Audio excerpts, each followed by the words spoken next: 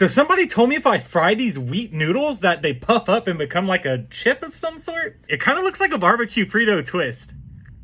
It's hard as a rock. So I'm gonna take these twists and put this pizza seasoning on it. See if we can make some kind of like pizza crispy snack of some sort. Let's see. Oh my God, I put too many.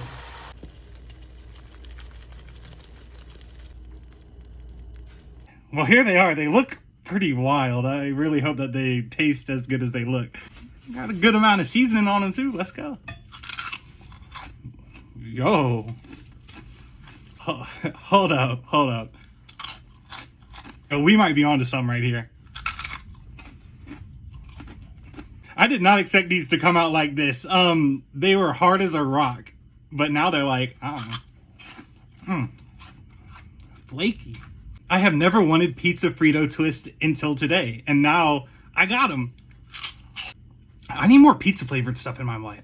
This is definitely a W. I didn't expect this outcome at all, but what we have here is magic. It went from this to this. Like, that's drastic. I hear it only happens on the wheat ones though, and this is the brand I use. I got this off of Amazon. Shout out to Southern Vibin' because he's the one that told me to do this, and bro, it's real. Let's put like a dummy amount of seasoning on one. Oh my God. Oh, so coated. Yo. I felt like I just went to Chuck E. Cheese. I really want to do this with cinnamon and butter. I think that would be the very best, but until then, pizza goes hard.